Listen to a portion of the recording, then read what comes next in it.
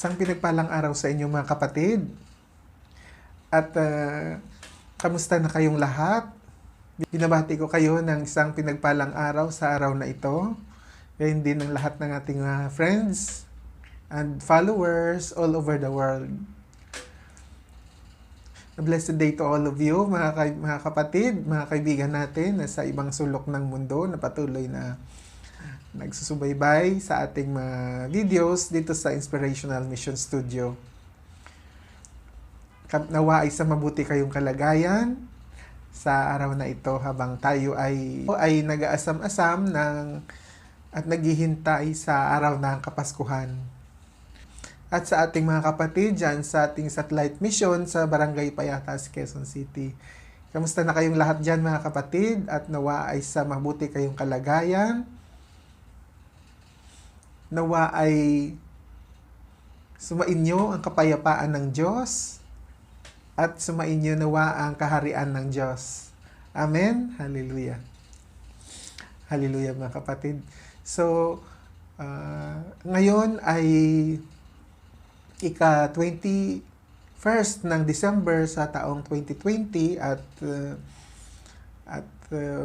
ako'y bumabati sa inyo mga kapatid ng blessed and happy Christmas in advance sa inyong lahat, sa ating mga kaibigan, sa akamang sulok ng mundo ngayon.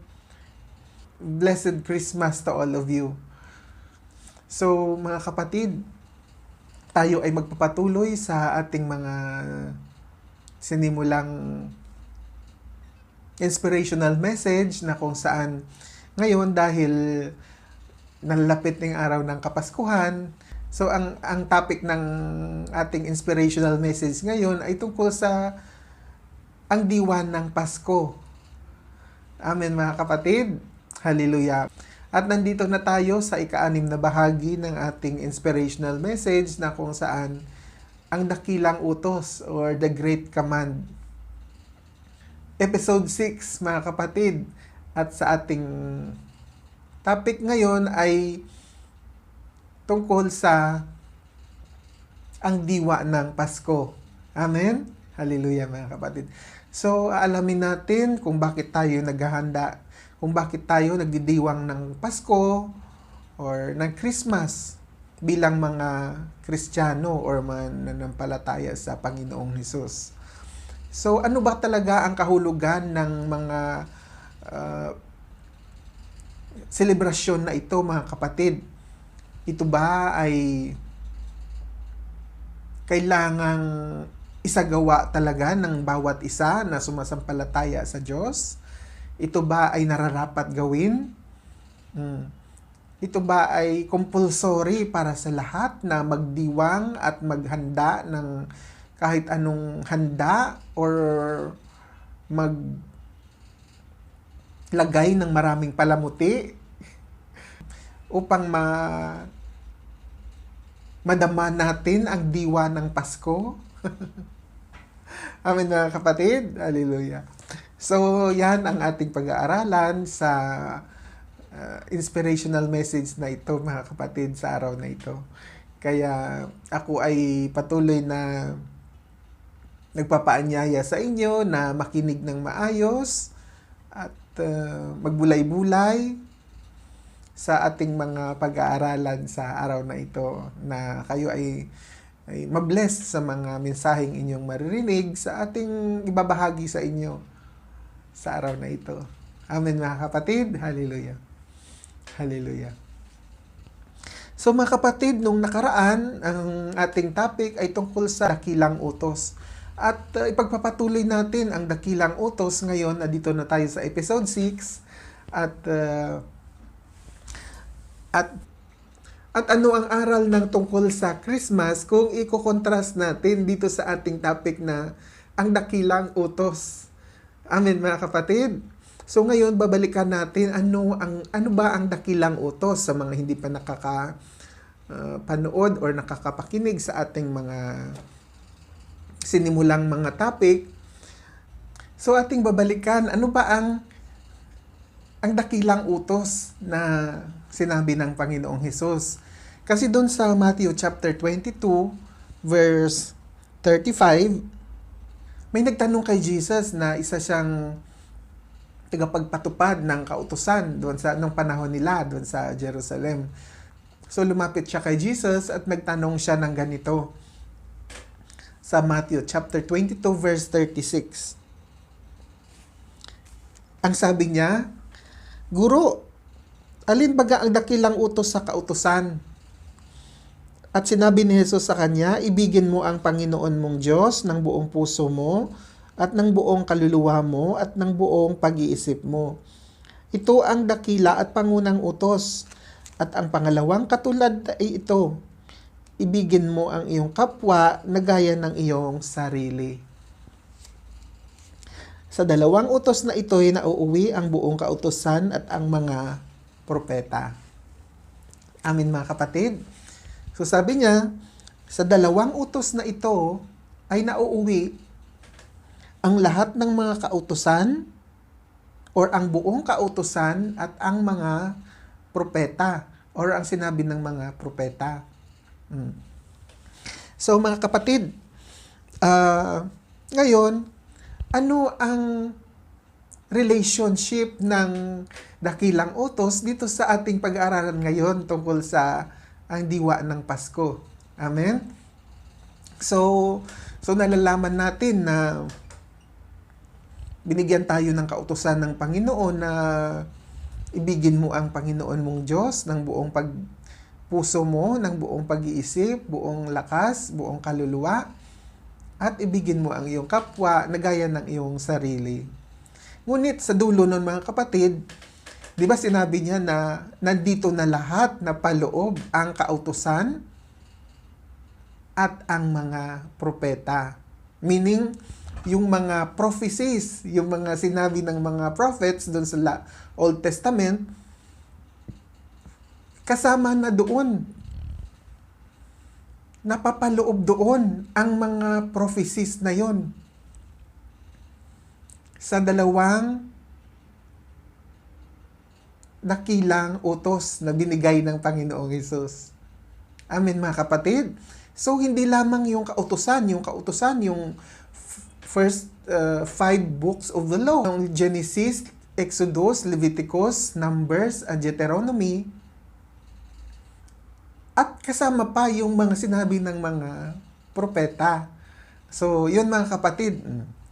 So yung first 5 books, ang books of the law, at ang mga kasunod nun ay mga book of the prophets na, yung mga prophecies ng mga prophets ng panahon nila bago pa dumating ang Panginoong Hesus. Kaya nga mga kapatid, may sinabi si Jesus dito sa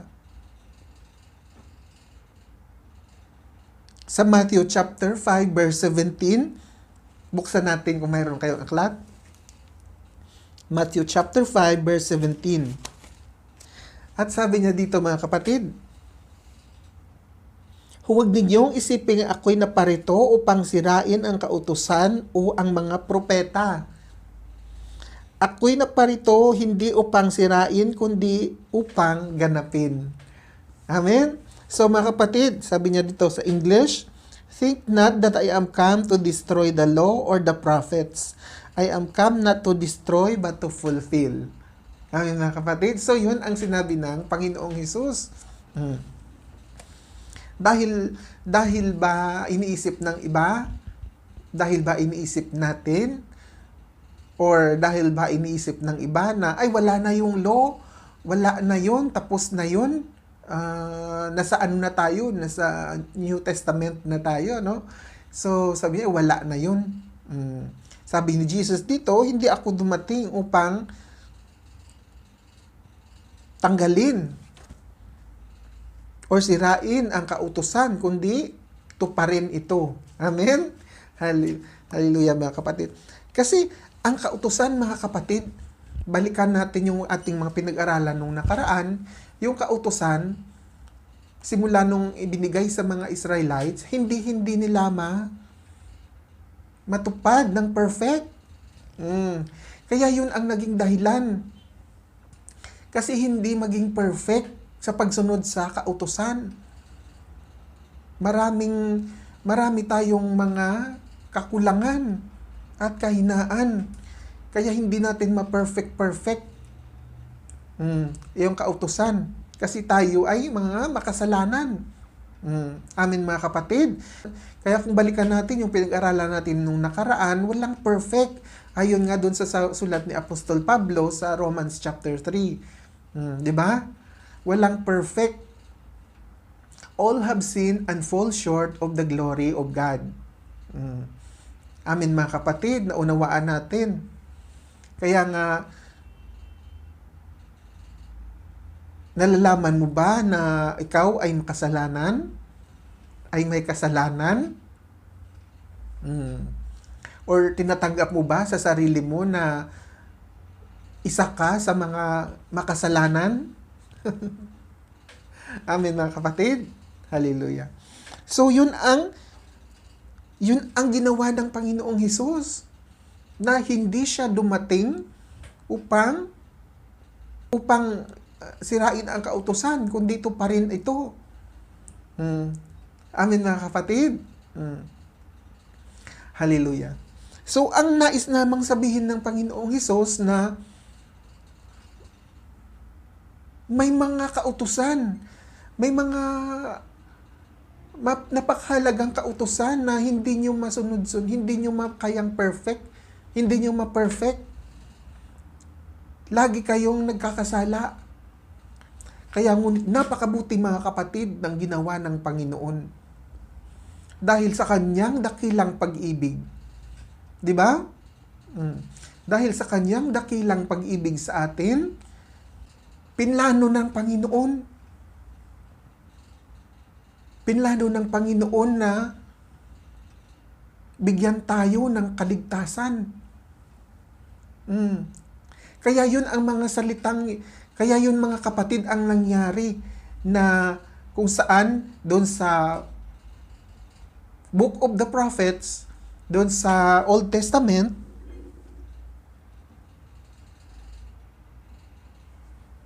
kung mayroon kayong aklat, buksan natin sa Isaiah chapter 7.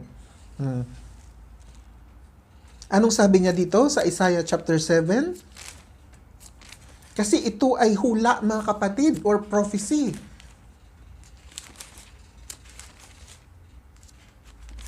Ni Prophet Isaiah na kung saan binigyan siya ng pangitain ng Panginoon.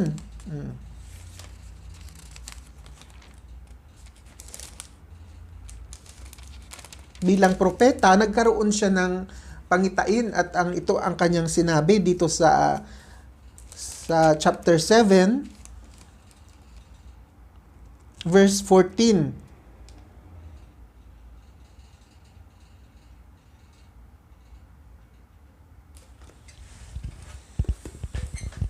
Therefore, the Lord himself shall give you a sign. Behold, a virgin shall conceive and bear a son, and shall call his name Emmanuel.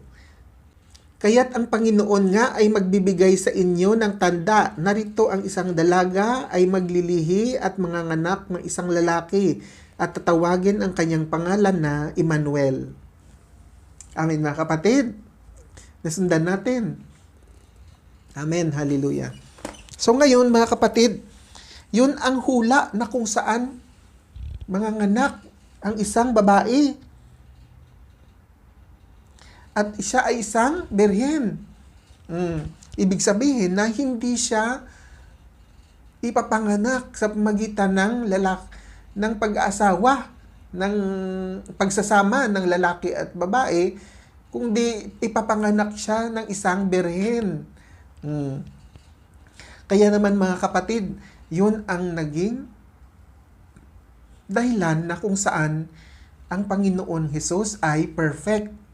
Di ba?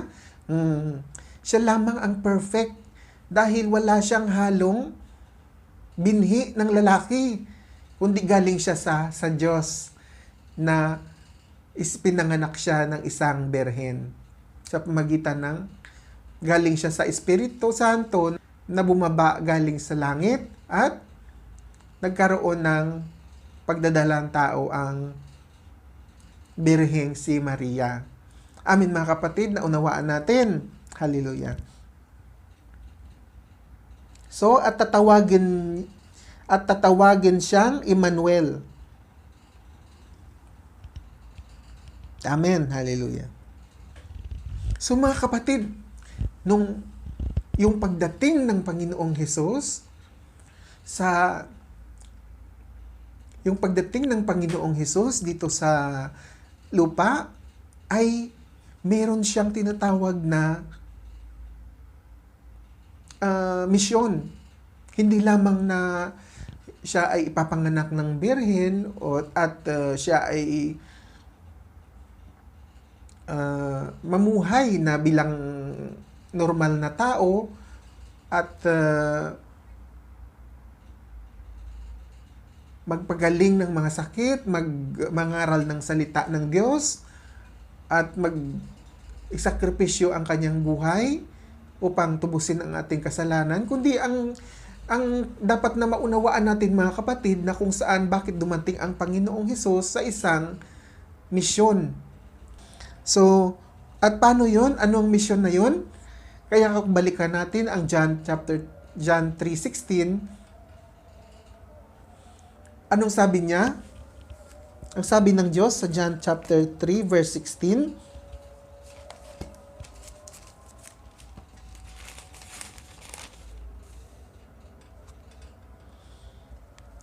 sapagkat gayon na lamang ang pagsinta ng Diyos sa sanglibutan na ibinigay niya ang kanyang bugtong na anak upang ang sinuman sa kanya'y sumampalataya ay huwag mapahamak kundi magkaroon ng buhay na walang hanggan. So mga kapatid, yun ang misyon ng Panginoong Hesus ng kanyang pagdating. Ibinigay siya ng Diyos. For God so loved the world that He gave His only begotten Son, that whomsoever believed in Him should not perish but have everlasting life. For God sent not His Son into the world to condemn the world, but that the world through Him might be saved. So yun ang misyon ng Panginoong Hesus mga kapatid. Nung siya ay dumating dito sa mundo upang iligtas tayo sa ating mga kasalanan. Ganon na lamang ang pag-ibig ng Diyos sa atin. Kasi alam ng Diyos na tayo ay may mga kasalanan. At dahil sa yung kasalanan na yun, hindi natin ma-perfect ang pagsunod sa mga kautusan upang patawarin ang kasalanan, or balikan natin yung doon sa ginagawa ng mga Israelites, hindi nila ma-perfect ang pagsunod sa kautusan. Sa kanilang ginagawang every year na tradisyon na pag-aalay ng dugo ng tupa para sa pagpapatawad ng kasalanan. Ganun pa rin ang mangyayari. Sa susunod na taon, gagawin nila ulit. Every year, gagawin nila ulit para mapatawad ang mga kasalanan nila every year. Kaya nga, ang kasalanan natatakpan lamang. Di ba? So, natatakpan lamang. Ngunit nung dumating ang Panginoong Hesus, na ang sabi niya dito sa John 3:16, upang iligtas niya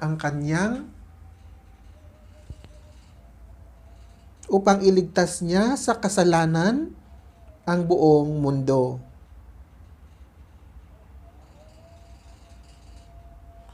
Sa pamamagitan ng pagsampalataya sa kanyang bugtong na anak na si Jesus. Amen mga kapatid. Hallelujah. Hallelujah. So, yun ang naging katuparan ng prophecy na sinasabi ng Panginoong Hesus na hindi siya dumating upang tanggalin ang kautusan. ang pagdating ng Panginoong Hesus ay nangangahulugan ng pagtupad sa kautusan. Amen mga kapatid, naunawaan natin.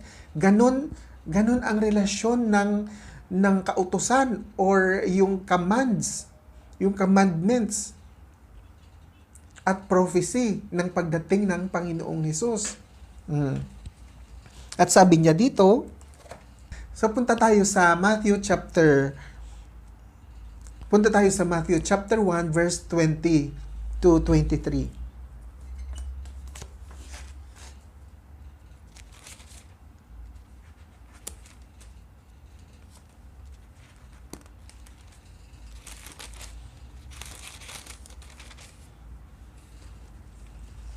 Ano ang katupasan? Ito mga kapatid ay ang nagpapatunay ng katuparan ng or yung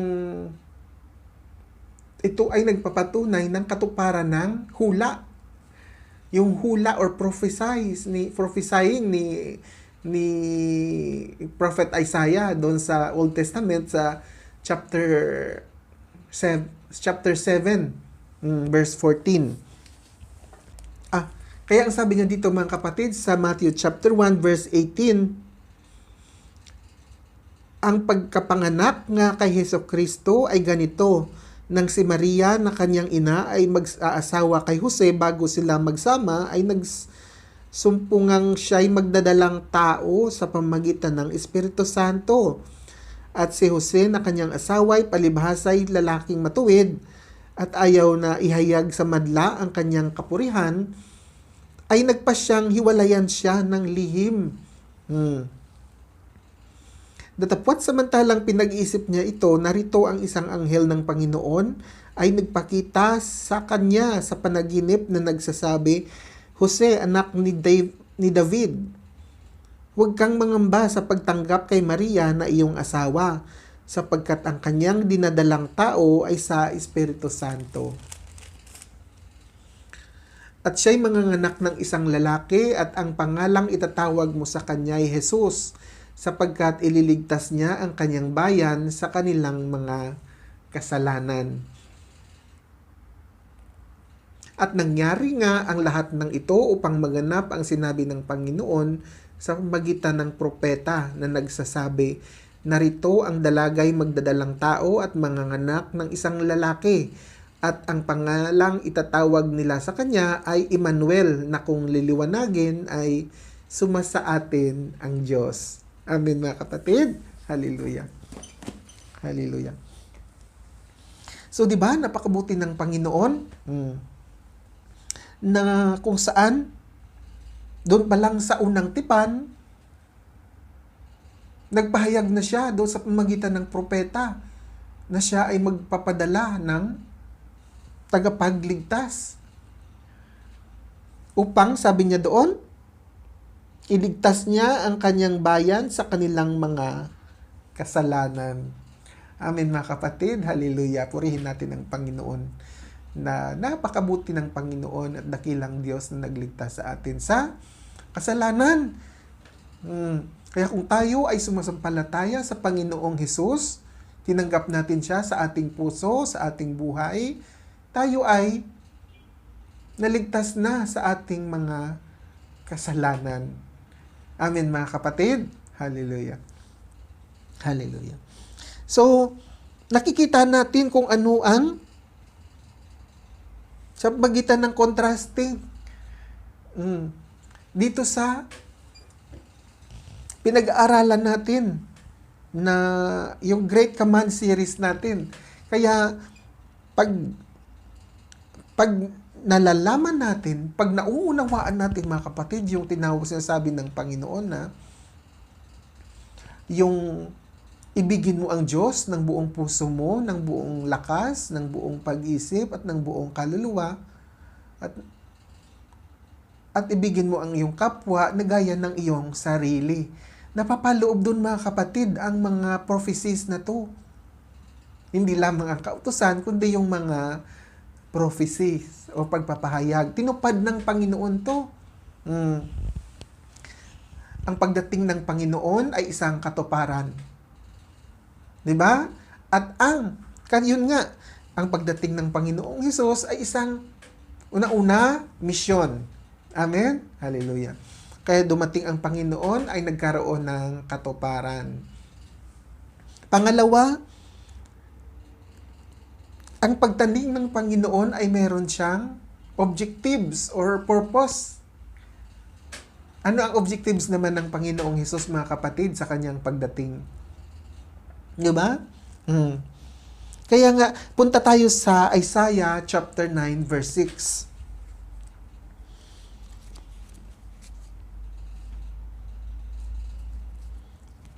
Upang lubos nating maunawaan, punta tayo sa Isaiah. Hihimay-himayin natin ang mga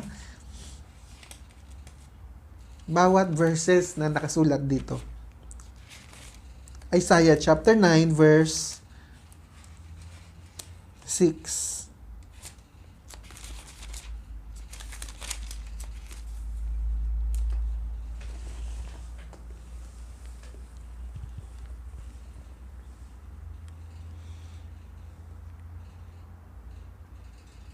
Sabi niya dito, basahin natin sa English, "For unto us a child is born, unto us a son is given, and the government shall be upon his shoulder,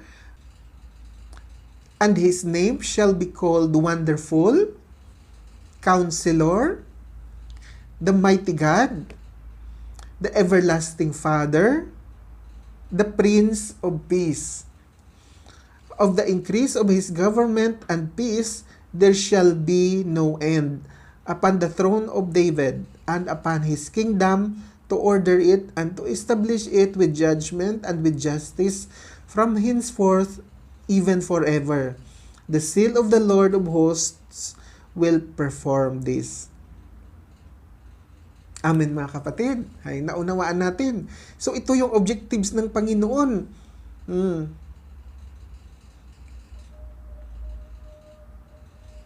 Na ang gobyerno daw ay nasa kanyang mga balikat.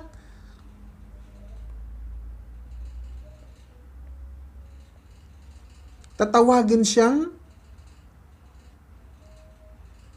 kamangha-mangha or wonderful, tagapayo, makapangyarihang Diyos, walang hanggang Ama, Pangulo ng kapayapaan. Amen, mga kapatid. So, hallelujah. Kaya naman nauunawaan natin ano ang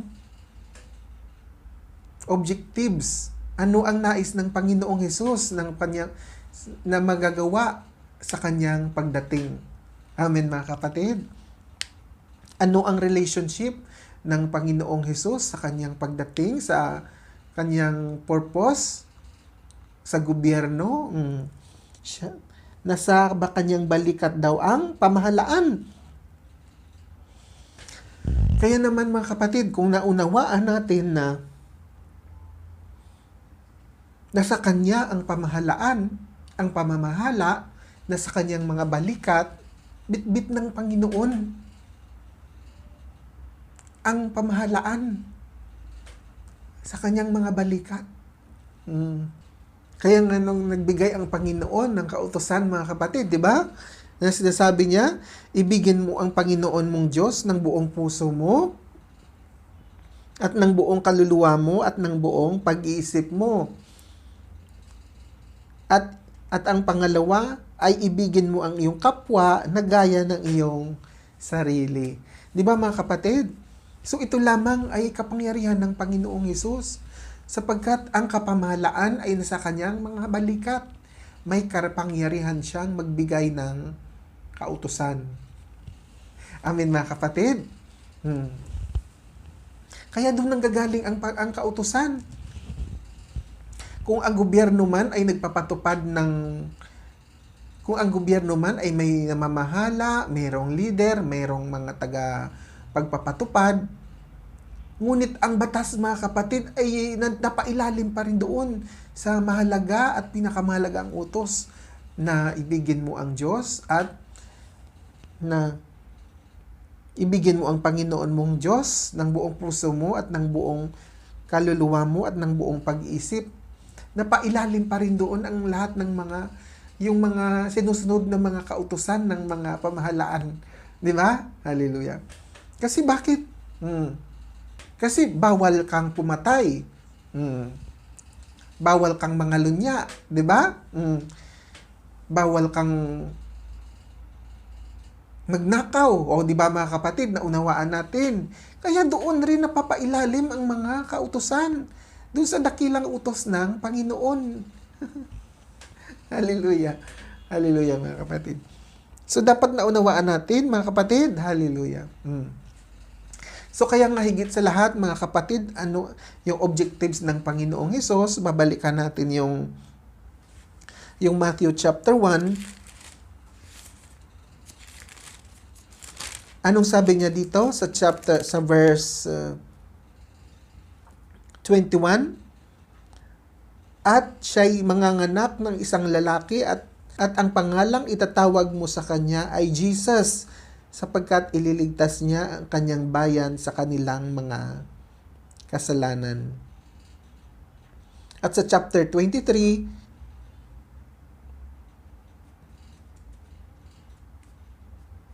ang pangalang itatawag nila sa kanya ay Emmanuel, na kung liliwanagin ay suma sa atin ang Diyos. Amen?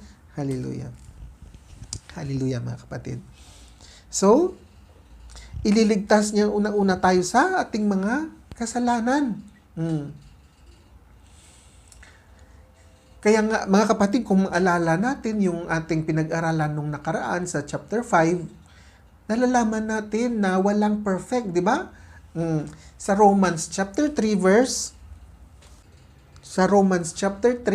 10, sabi niya dito, gaya ng nasusulat, walang matuwid, wala kahit isa.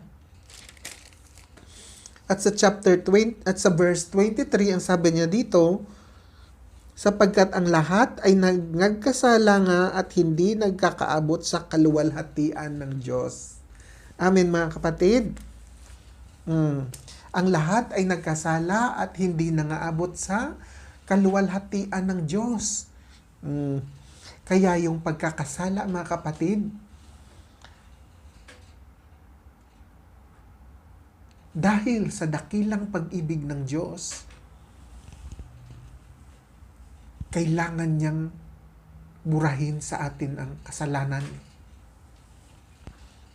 Ano ang purpose ng Panginoong Hesus? He shall save His people from their sins.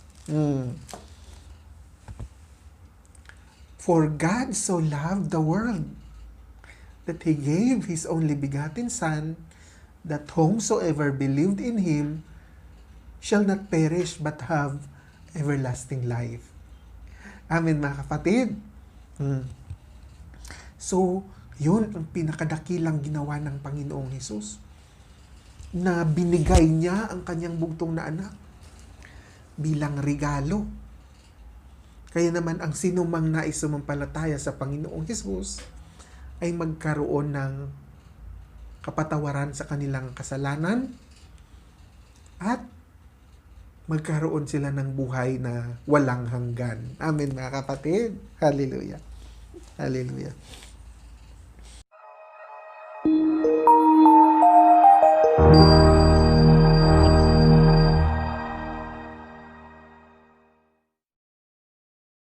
So yun ang mahalagang diwa ng Pasko mga kapatid, na kung saan yung buong mundo ng Kristyanismo ay nag-celebrate ng ganitong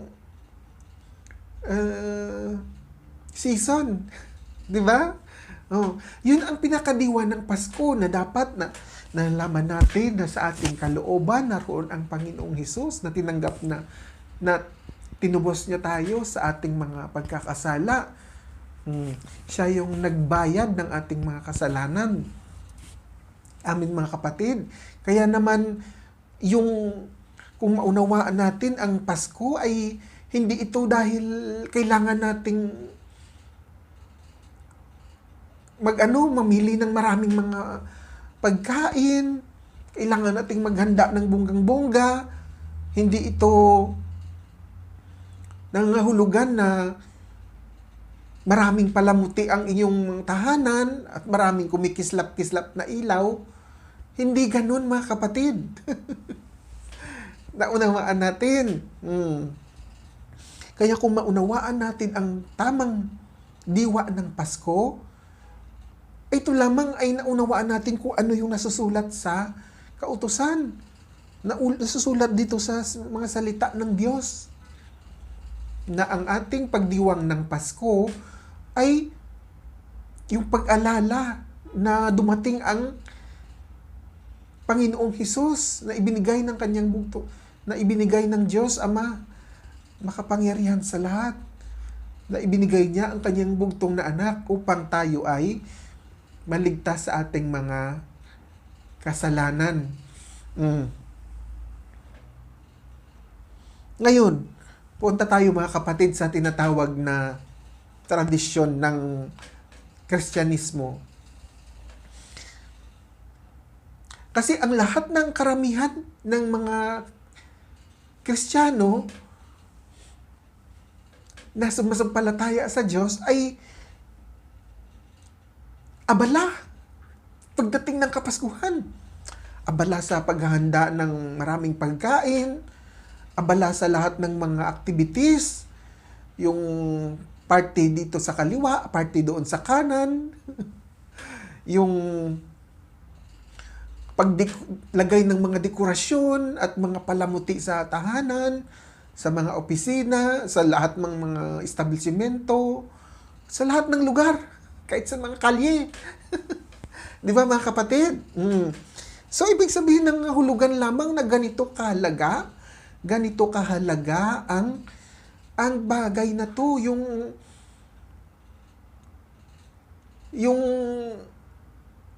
iniisip natin na binigay ng Diyos ang kanyang bugtong na anak na upang tayo ay maligtas sa ating mga kasalanan. Ngayon mga kapatid, ang lahat ba ng gumagawa nito ay nalalaman nila na naligtas sila sa kanilang kasalanan? Ang lahat ba ng abalang-abala sa pamamalengke doon sa Divisoria ay punong-puno yung Divisoria? Puno ng tao, halos hindi ka makagalaw tuwing Pasko. Walang daanan, walang sasakyang makaraan. Hindi makapasok yung mga sasakyan sa Divisoria. Nangangahulugan lang ba yun mga kapatid na dahil abalang-abala sila, tinanggap nila ang biyaya ng kaligtasan na binigay ng Diyos? Yun ba ang kahulugan ng pagdiwang ng Kapaskuhan? Kaya mga kapatid, ikaw ang nakakasiyasa. Kasi nung nabasa natin ang mga kautusan na nagpapaalala sa atin na binigay ng Diyos ang kanyang bugtong na anak upang tayo ay sumampalataya sa kanya, upang tayo ay maligtas sa ating mga kasalanan. Ngunit ang paalala mga kapatid ay ganito. Lahat ba ng nagdiriwang at nagdalagay ng palamuti sa mga kalye, sa mga establishmento, sa mga lugar ng pamahalaan, meron. Sa mga eskwelahan, di ba mga kapatid, sa mga simbahan, punong-puno ng palamuti ng Kapaskuhan. Pero ang lahat ba ay sigurado sila na tinanggap nila ang Panginoong Hesus bilang regalo na binigay ng Diyos upang patawarin ang kanilang mga kasalanan? Kaya yun ang pinakamalaking tanong mga kapatid, na tayo lang ang nakakasiyasat sa ating mga sarili. Kasi kung alam mo na tinanggap mo ang Panginoong Hesus dito sa iyong puso at ikaw ay namumuhay sa kanyang kautusan, mga kapatid, hindi mo kailangang magkukumahog. Hindi mo kailangang mag-abala sa lahat ng mga katulad ng ginagawa ng karamihan. Hayaan mo sila doon mamalengke. Hayaan mo sila doong siksikan doon sa kalye, sa Divisoria. Ngunit ikaw, mga kapatid, alam mo, nasa tahimik ka sa iyong tahanan. Di ba, mga kapatid, naunawaan natin? At kung ano man ang bagay na meron ka, kontento ka. Ang mga kagamitan or mga pagkain na meron ka sa lamesa, sapat na upang ikaw ay maging maligaya or masaya ka na. Kontento ka na sa mga anong meron dyan. Kasi hindi naman lahat sa atin pari-parehas na maraming pambili, maraming pambili ng mga palamuti, pambili ng pagkain. Kaya hindi lahat ganun. Hindi lahat merong pambili. Kaya kung ang pagdiriwang ng Pasko ay naayon sa kinalakihan mo, kinalakaran mo, mga kapatid, hindi ganun. Hindi pantay sa lahat ng tao. Kasi wala naman tayong basihan na kailangan ba talagang mamili ka? Kailangan ba talagang mayroon kang dekorasyon? O kailangan ba talagang mayroon kang mga palamuti na kumikislap para malaman mo na ligtas ka na sa iyong mga pagkakasala? Di ba, mga kapatid? Naunawaan natin? Kaya, mga kapatid, ang mahalaga sa pagdiwang ng Pasko ay nandito sa ating isip at nandito sa ating puso na narito ang Panginoong Hesus na tinanggap natin sa ating buhay. Hindi mahalaga yung mga palamuti, hindi mahalaga ang maraming pagkain. Hindi yun ang sukatan. Di ba, mga kapatid? Naunawaan natin. Hallelujah. Hallelujah. Kaya nga, sinasabi dito,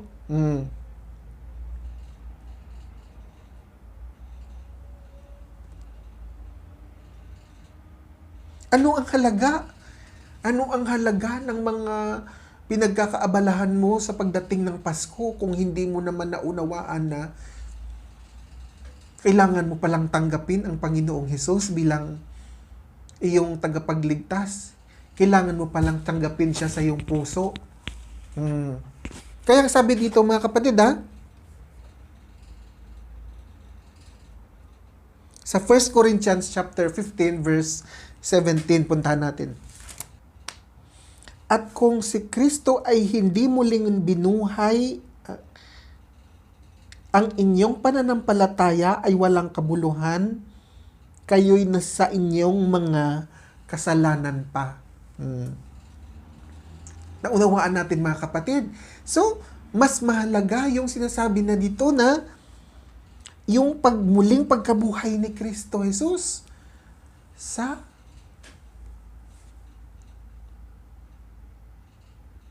ang muling pagkabuhay ng Panginoong Hesus ay dapat lamang na bigyan natin ng pagpapahalaga.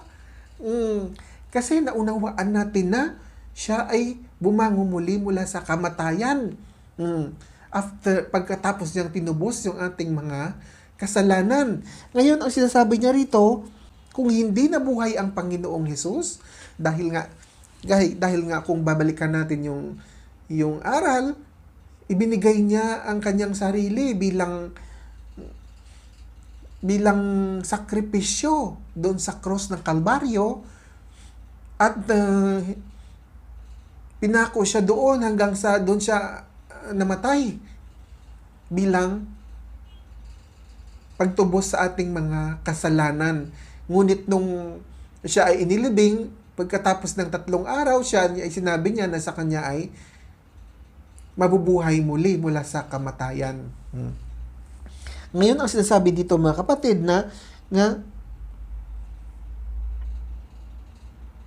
at kung si Kristo ay hindi muling binuhay, ang inyong pananampalataya ay walang kabuluhan, kayo'y nasa inyong mga kasalanan pa. Kaya ganun ba natin binibigyan ng pagpapahalaga ang pagdiwang ng Pasko, na kahit meron na yun ba ang kahulugan na marami kang mga palamuti, mga Christmas tree tulad ng palamuti ko dito sa likod ko ay meron din.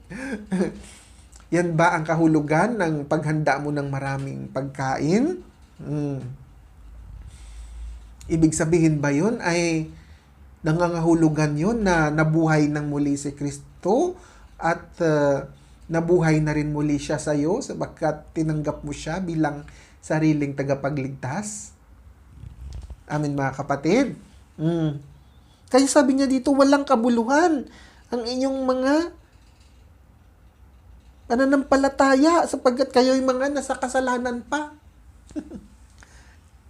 So mga kapatid, yun, doon natin na-realize dapat na ano ang kahalagahan ng Pasko at ano ang kahalagahan ng muling pagkabuhay ng Panginoong Hesus. Ano ba siya kahalaga sa atin ipagdiwang ang mga bagay na to? So hindi dahil sa maraming pagkain, hindi dahil sa maraming palamuti sa bahay, kundi yung tinanggap natin ang Panginoong Hesus na kung paano siya dumating at paano niya ginanap ang kanyang mga misyon, tungkulin upang tayo ay maligtas sa ating kasalanan. Yun na ang mahalaga, mga kapatid. Kaya mga kapatid, ang akin lang paalala sa inyo, sa ating mga kapatid dyan sa ating satellite mission, hindi mahalaga, hindi mo kailangan maging malungkot dahil wala kang panghanda sa Pasko. No. Tayo dapat ay magalak. Dapat, kasi naunawaan natin ang tunay na kahulugan ng pagdating ng Panginoong Hesus. Di ba? Amin mga kapatid. So hindi mo kailangan na maging masaya dahil marami kang palamuti sa bahay mo, dahil kumikislap-kislap at maraming handa sa lamesa at mayroong parol o may Christmas tree. Hindi ganun. Amin mga kapatid, naunawaan natin. Hallelujah. Hallelujah. So mga kapatid, ngayon punta tayo sa tinatawag na pagsisiyasat ng ating sarili. Amen? Pagsisiyasat ng ating sarili. Ano ba ang kahulugan ng ating pananampalataya? Ano ba ang kahulugan ng pag-aabala natin sa mga ganitong mga kapanahunan? Ano ang kahalagahan nun kung ang ating puso naman ay kulang sa pagsasampalataya sa Panginoong Hesus? 'Di ba? 'Di ba mga kapatid? Kaya doon natin maunawaan pag tayo ay nagsisiyasat sa ating sarili. Na tayo ay mga may kasalanan at kailangang tubusin ng Panginoon yun. At dahil sa kanyang ginawa na nagpapako sa krus, namatay doon upang bayaran ang ating mga kasalanan. Yun ang pinakamahalagang pag-alala na dapat nating gawin, mga kapatid. Na kung saan inibig tayo ng Diyos sa kabila ng ating mga pagiging makasalanan. Kasi, bakit mga kapatid? Hindi lang natin alam na kung gaano tayo kamakasalanan. Hindi lang natin na-realize yun sa ating mga sarili. Di ba? Tingnan mo yung mga iba. Bakit nakakagawa sila ng mga masama sa kapwa? Kasi bakit walang Lord? Hindi sila nakakarinig ng salita ng Diyos. Hindi sila nakakasunod sa mga kautusan ng Diyos. Kaya sa iba sa kanila, kahit naghahanda pa sila ng marami, kahit bongga-bongga pa ang paghanda sa Pasko, pero lahat ba sila ay namumuhay sa katuwiran? Sumusunod ba sa kautusan ng Panginoong Hesus? Na ibigin mo ang Diyos ng buong puso mo, buong lakas, buong pag-iisip at buong kaluluwa, at ibigin mo ang iyong kapwa na gaya ng iyong sarili? Amen, mga kapatid. Naunawaan natin? Hallelujah. So, ganito natin maunawaan kung ano ang kahalagahan ng Pasko at ano ang katuparan nito sa ating pagsunod sa mga utusan ng Diyos. Na ibigin mo ang Diyos ng buong puso mo at ng buong kaluluwa, ng buong pag-iisip at ng buong lakas. At ibigin mo ang iyong kapwa na gaya ng iyong sarili. So ano mga kapatid? Dahil ba naghanda ka ng marami nung Pasko, nagbigay ka ba ng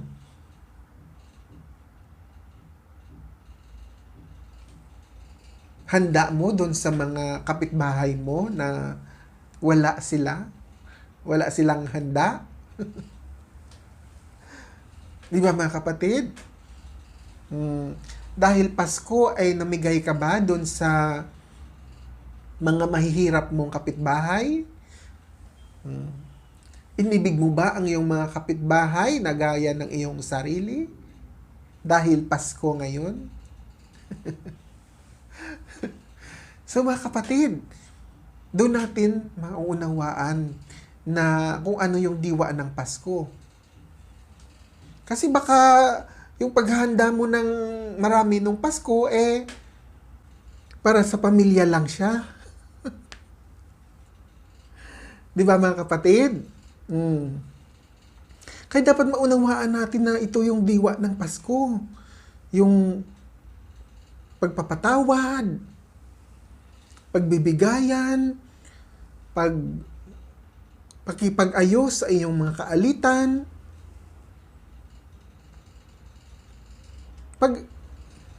pag-iibigan sa iyong mga kapitbahay. Di ba mga kapatid? Hallelujah. Hallelujah mga kapatid. So dapat mga kapatid, dito natin ma-realize na kailangan nating makipag-ayos sa ating mga kagalit, sa ating mga hindi kasundo, sa mga pamilya, sa mga magkaibigan, sa mga dating mga magkapitbahay, sa loob ng pamilya, kasundo. Kaya doon natin ma-realize mga kapatid, doon lang natin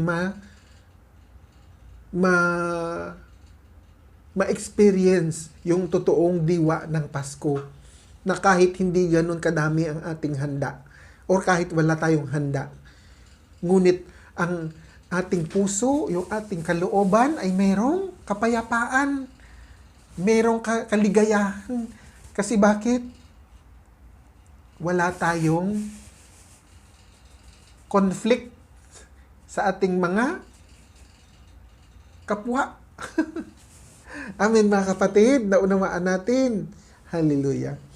Hallelujah. So mga kapatid, glory to God. At dito nagtatapos yung ating inspirational message sa araw na ito para sa araw ng Kapaskuhan. At ako'y patuloy na bumabati sa inyo ng isang maligaya at pinagpalang araw ng Kapaskuhan ngayong taong 2020. Kahit ganito yung sitwasyon na ating hinaharap, hindi sagabal ang lahat ng mga pangyayari, kundi na tayo ay tumitingin lamang sa ating Panginoong Diyos na siyang nagdulot sa atin ng kaligtasan at buhay na walang hanggan. Amen mga kapatid. Hallelujah. Hallelujah. So mga kapatid, tayo ay yumuko sa ating panalangin at inaanayahan ko rin ang ating mga kaibigan sa angkamang sulok ng mundo ngayon Sabayan mo kami sa aming panalangin. Hallelujah. Sa mga oras na ito. Tayo ay yumuko saglit. Tayo ay magbigay ng katahimikan. Damhin natin ang Panginoon sa ating kalooban.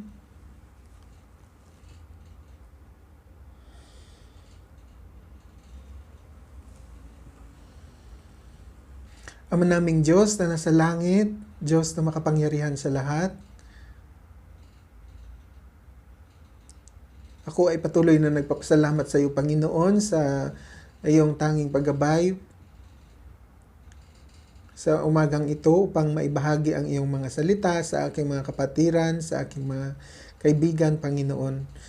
Maraming salamat sa panibagong umaga ng kalakasan, kalusugan at kagalingan, Panginoon, upang maibahagi sa aking mga kaibigan ang mga mensaheng galing sa iyo, Panginoon. Pagpalain mo ang mga salita mo na aming pinakinggan, aming binabahagi sa aming mga kapatiran, Panginoon, na patuloy na magpaalala, Panginoon, sa kanilang puso, isip, Panginoon, na kung saan napakahalaga ng diwa ng Pasko, Panginoon, ay siyang ang aming buhay ay mayroong pagkakaisa, pagkakaunawaan, pagbibigayan, Panginoon. Ano man ang mga sitwasyon namin sa buhay, meron man, Panginoon, o salat man sa ang iba sa pangangailangan, napakahalaga, Panginoon, na ang iyong mga salita ang magpapaalala sa amin ay siyang magdudulot sa amin ng katotohanan na ang buhay namin, Panginoon, ay ang buhay namin, Panginoon, ay galing sa iyo at ikaw ang nagbigay nito. Kaya naman, marapat lamang na, Panginoon, na ibalik sa iyo ang papuri, parangal, pagsamba. Marapat lamang na gamitin sa pagsunod sa iyong mga kautusan, Panginoon. Maraming salamat, Father God, sa araw na ito, sa katagumpayan na aming mapakinggan, maibahagi at mapakinggan ng aking mga kapatiran ang iyong mga salita, Panginoon.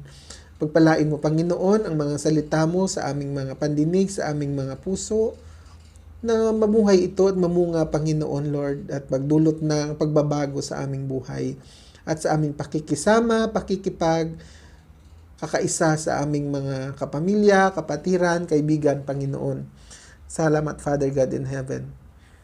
At sa aking mga kapatiran na nandiyan sa Barangay Payatas, Panginoon, sa aming satellite mission, sa dalangin ko, Panginoon, pagpalain mo ang aming mga kapatiran na nandyan, bahagi ng aming misyon, Panginoon, na pagpalain mo sila ng kalakasan, kalusugan, kagalingan,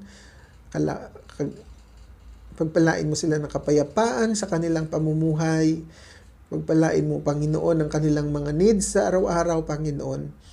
At gayon din na ilayo mo sila sa kapahamakan, ilayo mo sila sa gawa ng masasama, ilayo mo sila sa anumang trahedya at sa anumang uri ng karamdaman, Panginoon. Pagpalain mo ang aming mga kapatiran dyan, Sister Joanne, si Brother Ben, si Genesis, Sister Rowena, at iba pang naming mga volunteers and members sa aming satellite mission, Panginoon, dyan sa Barangay Payatas. Nagpapasalamat kami, Panginoon, sa patuloy na paggabay mo at pagmunguna at pagsama mo sa aming misyon na sinimulan dyan sa Barangay Payatas. At dalangin namin, Father God, pagpalain mo ng paglago sa espiritual na buhay ang aming mga kapatiran. Gayon din na paglago sa pagsunod sa iyong mga kautusan, Panginoon, pagkakaisa sa kanilang mga kapatiran at kapitbahay at mga kasamahan, Panginoon. Dalangin ko, Father God, patuloy palaguin mo rin ang misyon na sinimulan namin dyan, Father God, at pagkaloob mo rin ng aming mga pangangailangan. Salamat, Father God in heaven. At mga kapatid at ating mga kaibigan saan mang sa dako ng mundo na patuloy na sumusubaybay sa ating mga mensahe dito sa Inspirational Mission Studio. Isang pinagpalang araw ng Kapaskuhan sa inyong lahat at nawa ay sa mabuti kayong kalagayan Nawa ang kapayapaan ng Panginoon ay sumainyo at ang kaharian ng Diyos ay sumainyo. At mga kapatid, patuloy akong mag-iwan ng mensahe sa inyo na lagi tayong magalak, magpuri at magpasalamat sa Panginoong Diyos sapagkat lagi nating kasama ang Diyos. Amen. Hallelujah. Hallelujah. So glory to God. Maraming salamat mga kapatid. God bless you all and have a blessed and Merry Christmas to all of you.